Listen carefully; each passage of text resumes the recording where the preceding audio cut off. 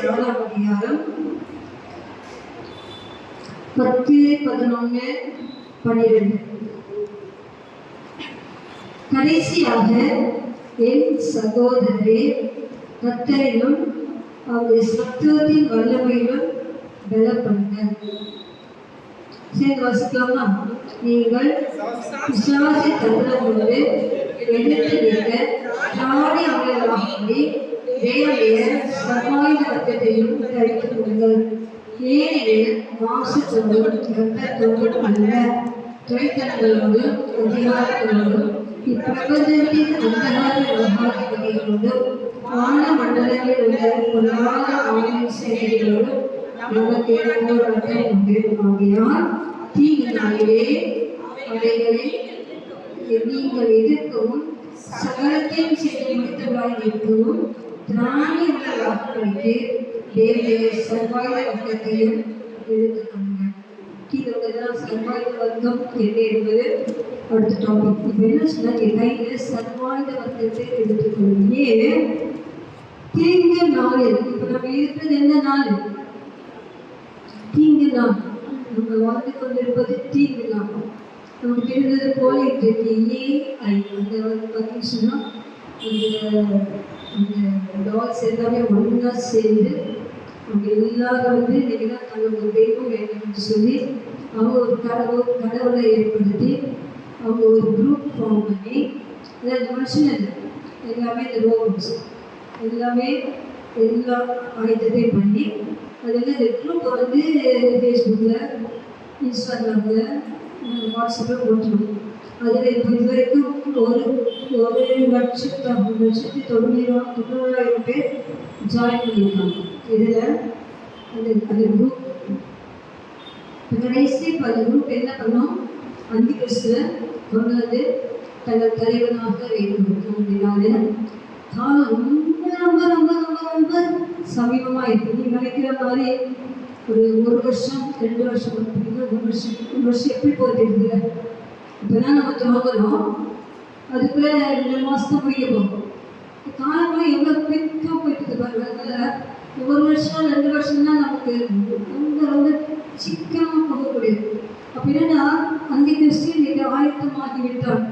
அவனுடைய அந்த குரூப்ஸ் எல்லாமே ஆயத்தமாகிடுச்சு. ஜனங்க அந்த குரூப்ஸ் தொடங்கின அந்த தெய்வங்கள் தங்களுக்கு ஒரு தெய்வம் வேண்டும், தங்களுக்கு ஒரு மதம் வேண்டும், தன்னுடைய கட்டுப்பாட்டுக்குள்ளே எல்லாரும் மத வேண்டும் என்று சொல்லி அவங்களே பேசிக்கவங்களாம், அவங்களே ஷேர் பண்ணிக்கவங்களாம். திரும்ப சொன்னால் அது மனுஷன் அல்ல, அந்த ரோபோட், அந்த மூவை என்ன வைப்பாங்க, வைப்பாங்க. இப்போ கடைசி இப்போ எல்லாம் சேர்ந்து எங்களுக்கு ஒரு தெய்வம் வேண்டும் என்று சொல்லி அதையும் செட் பண்ணி வச்சுருவாங்க. இத்தனை குரூப்பில் போட்டு இந்த குரூப்பில் மனுஷர்கள் இத்தனை பேர் சேர்ந்துருக்காங்க. அப்போ அந்த உலகம் இன்னைக்கு அறிவுப்படுத்தப்படினாலே அப்படிப்பட்ட காரியங்கள் எல்லாம் அவங்க என்ன செய்வாங்க சொல்லி கேட்குற எல்லா கேள்விகளுக்கும் உடனே ஆன்சர் சொல்கிறாங்க. உங்கள் பிரெயின் அப்படியே மழுங்கி போயிடும். அவங்க பிரெயின் யூஸ் ஆகும். உடனே அது கேள்வி கேட்கும்போது அது என்ன ஆகும்? அது ஆன்சர் சொல்லும். நான் கூட எனக்கு தெரியாமல் ஒரே ஒரு சில நாட்கள் ஜிபிடி யூஸ் பண்ணேன். அதுக்கப்புறம் ஐயோ இது வேலையாக சொல்லி டிலேட் பண்ணுறது ஆப்பே எடுத்துட்டேன். அடுத்து நமக்கு பிரெயின் கொடுத்துருச்சு. எப்போதான் வேலை யூஸ் பண்ணுறது அது போய் யூஸ் பண்ணுறேன். என்ன சொன்னால் ஏஐ தொழில்நுட்பம் மனுஷனை அழிக்கக்கூடியதாய் கொல்லக்கூடியதாக இருக்குது. அப்போ நம்ம எந்த நாள் இருக்குது? யூத்தெல்லாம் பார்த்தீங்கன்னு சொன்னால் படிக்க போகிறாங்க, எவ்வளோ காரியம் இப்போ நம்மளாம் வயசாகிடுச்சு. அவங்களும் அதுக்குலாம் போகணும், வழியே இல்லை. எப்படி அவங்களாம் பாதுகாக்கப்படுவாங்க? என்னென்ன எங்கே இருக்கிறோம்? தீங்கு நாட்களுக்குள் இருக்கிறோம். அப்படிதானே? மணிபத்தங்கச்சி என்னதான் ஸ்டடிஸ் படித்தாலும் இப்போ இருக்க காலகட்டம் நம்ம தொழிற்கத்தை ஏஐ தொழில்நுட்பத்துக்குள்ள இருக்கு. அது என்ன பண்ணுறாங்க? பயிற்சி கொடுக்குறாங்க, என்னென்னலாம் பண்ணுறாங்க. கடைசியில் அது என்ன நடக்கும்ன்றதை ஆண்டு நமக்கு தெளிவாகவே காண்பிக்கிறாங்க.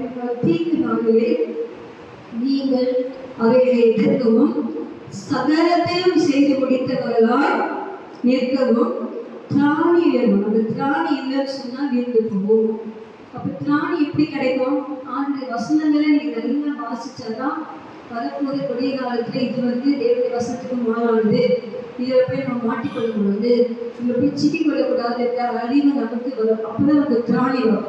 வேத வசனம் அறிவில்லைன்னு சொன்னால் ஈஸியாக நம்ம திராணியற்றோலாம் மாறி அந்த தீங்கு நாட்களுக்குள்ளே போய்விடும். பிரியமானது இந்த நாட்கள் அதிகமாக நீங்கள் வாசிக்க வேண்டிய பொருள் எதுன்னு சொன்னால் தானியேல் புஸ்தகம் வாசிக்க, சிறிய தீர்க்க தரிசனம். அதனால நான் வாசிக்கும் போது ஏதோ கடைகடன் போகணும், என்னமோ நினைப்பேன். ஆனால் இப்போல்லாம் அந்த வாசிக்கும் போது பார்த்தீங்கன்னா ஞாபகத்துக்கு சதவியா மருதியா அதெல்லாம் பார்க்கும்போது, இந்த ஓசியா உபயோகெல்லாம் பார்க்கும்போது எல்லாம் தேச நடக்கக்கூடிய காரியங்களை இயேசு கிறிஸ்து பிறப்புக்கு முன்பதாகவே தீர்க்கதரிசிகளை கொண்டு ஆவியானவர் தேவன் எழுதி வைத்து விட்டார்.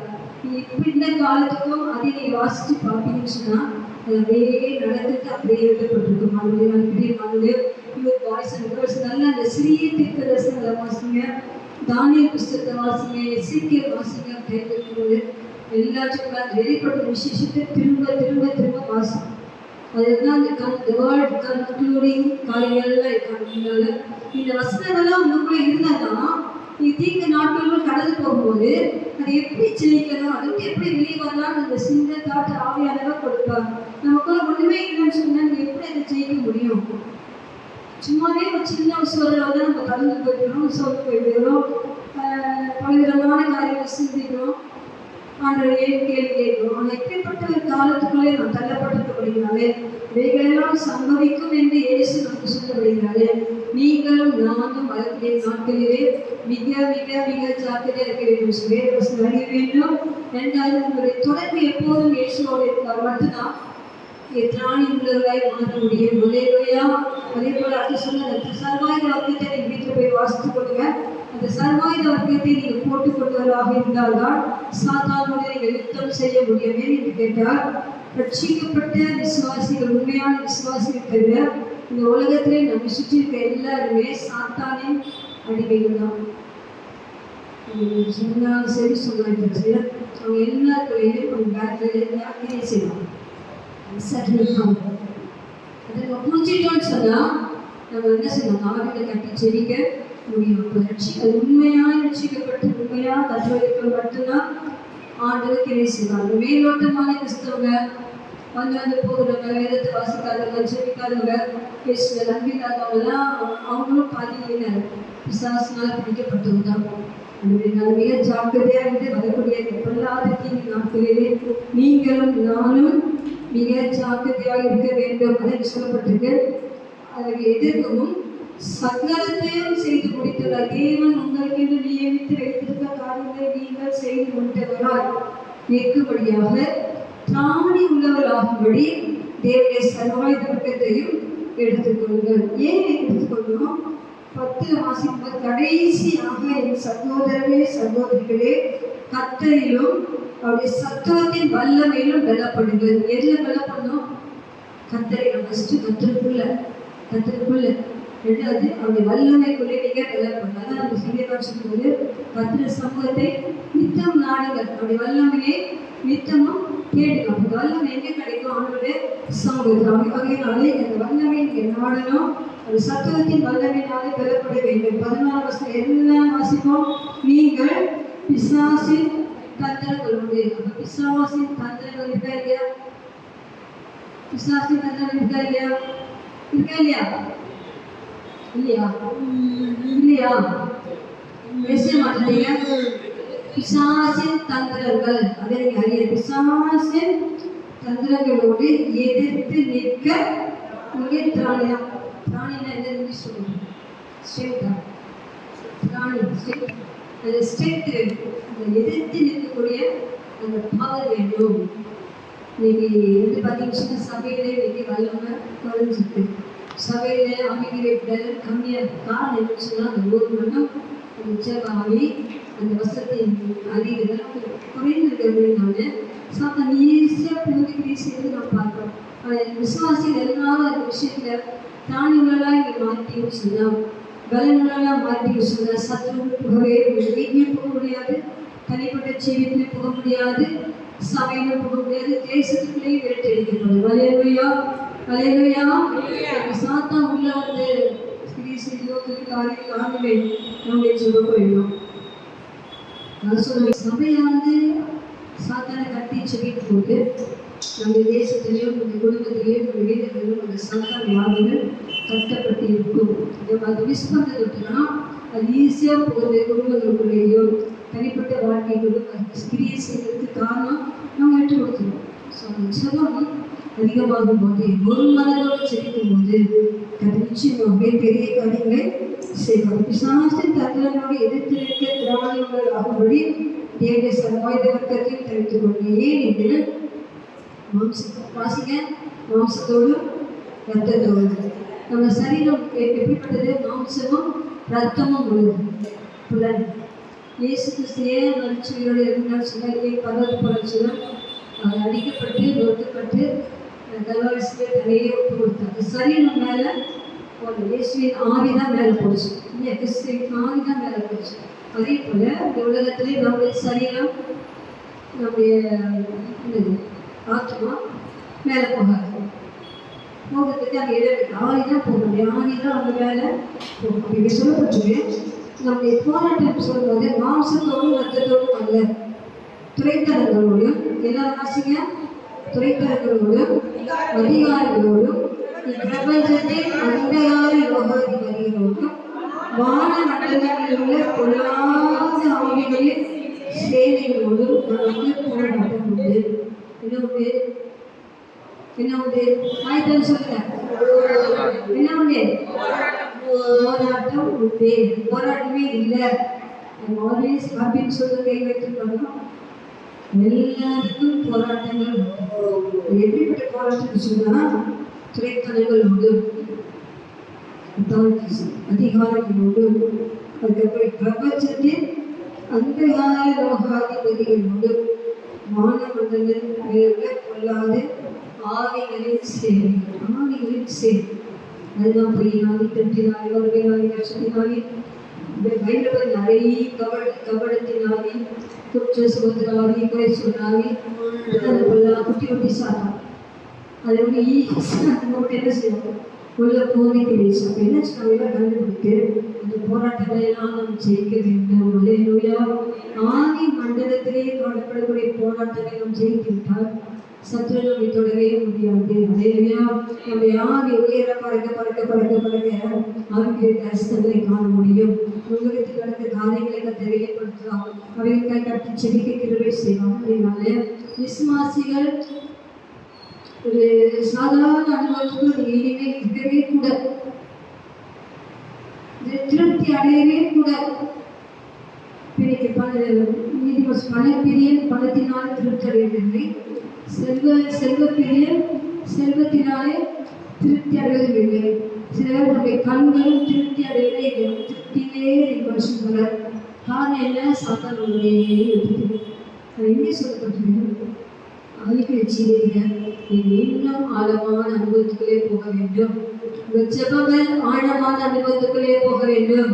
உங்கள் சிந்தை எண்ணங்கள் ஆழமான அனுபவத்துக்குள் போக வேண்டும். நீங்கள் இந்த 4 காரியங்களை ஜெயிக்க வேண்டும். ஒன்றினது அந்த அதிகார துறைத்தனத்தின் ஆவி, அதிகாரத்தின் ஆவி, பிரபஞ்சத்தின் அந்த யோகாதிபதி. அவன் யார்? லூசிபர் யோகாதிபதி. மற்றது யார்? வான மண்டலத்தில் உள்ள பொல்லாதவன். இதுதான் தி சீக்ரெட்.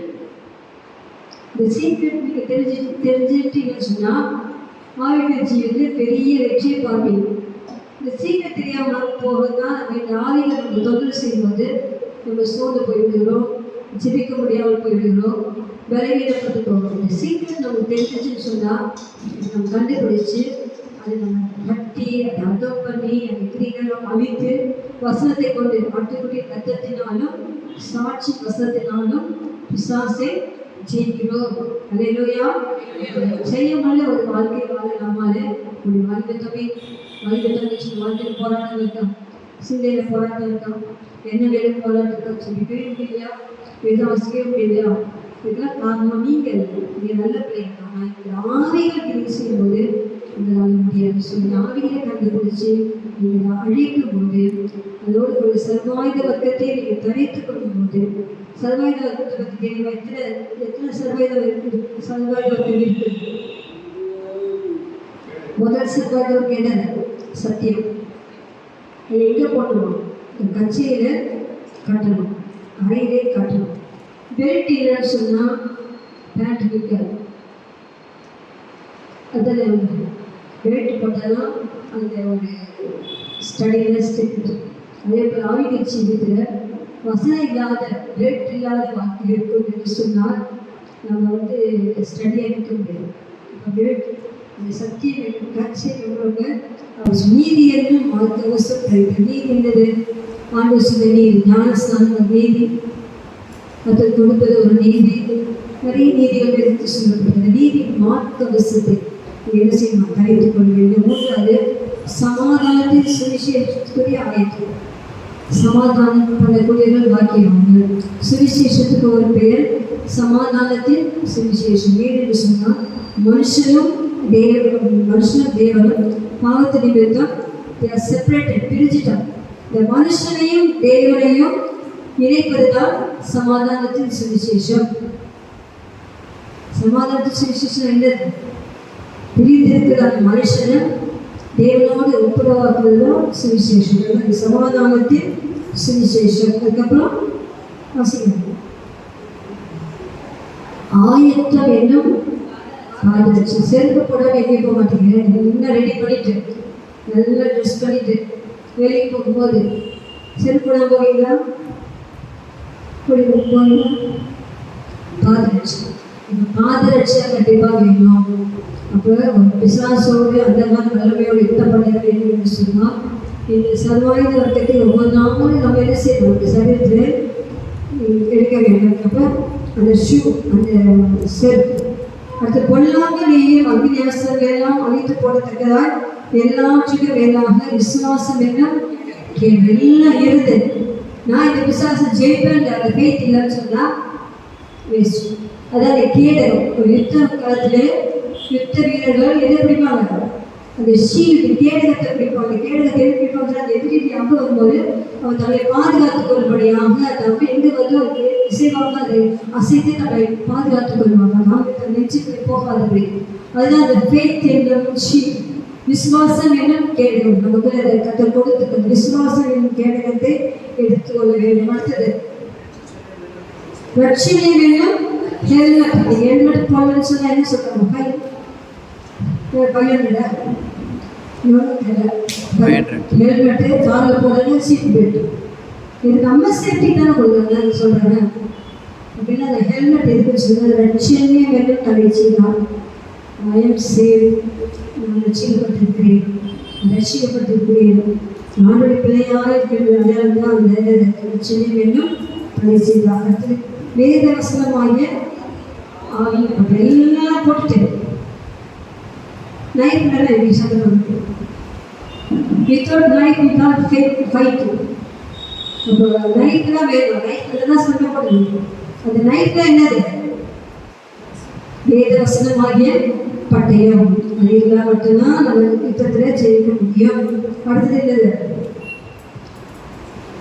எந்த சமயத்திலும் சகலவிதமான வேதனோடு விண்ணப்பத்தோடு ஆவியினாலே ஜெபம் பண்ணி எந்த சமயத்திலும் படுத்துறதுனாலும் சரி, பைக்கு போனாலும் சரி, எந்த சுச்சுவேஷன்னாலும் ஆவிக்குள்ளே ஆவியோட கனெக்ஷன், அது ஜெபம்.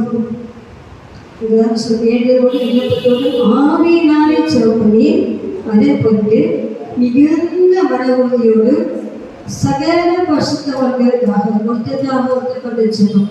இப்போ விசுவாசிகள் யார்? பரிசுத்தவான்கள் தான். எல்லாமே பரிசுத்தவான்கள். அதுக்கு ஊழியம் செய்வோம் பரிசுத்தவான்கள் தான். சில நாங்கள் ஏவா இவங்க சொன்னாங்க இல்லையா, இங்கே போகணும் போகணும் போகணும் லீவ்லாம் அவங்களுக்கு அது மாதிரி சொல்லி நமக்கு வீட்டுக்கு போகணும். இந்த வருஷத்தால் சரி நான் ஏறும் ஏற்று வரும்போது பரிசுத்தவான்களுக்காக நம்ம என்ன செய்யணும்? ஜெபிக்கணும். இப்படி பரிசுத்தவான்களுக்காக பண்ணோம் வேண்டுதலோடு விண்ணப்பங்களோடு என்ன செய்யணும்? தூங்காமல் இல்லைன்னு சொல்லலை, நான் மட்டும் தூங்க நேரத்தை தூங்குங்க. விழித்து கொண்டிருக்கும் போது விழித்து கொண்டு இந்த சர்வாயுதத்தை படைத்தவர்களாக நீங்கள் இந்த யுத்தத்தை என்ன செய்யணும்? எடுக்கணும். யுத்தம் செய்ய கடைசி காலத்திலே இந்த யுத்தத்தை நீங்கள் செய்ய வேண்டும் என்றுதான் அப்போஸ்தலனாகிய பவுல் எபேசியர் 6:10 இந்த வசனங்களை எழுதி வைத்திருக்கிறார். மிக மேலோட்டமாக வசிக்காது பிடிக்க இந்த ஆளுநருக்கு ஆள் கொடுத்துருங்க. இந்த ஆளுநருக்கு போகணும்னு சொன்னால் நம்ம ஜெயிக்க யாராலும் முடியாது. அல்லேலூயா.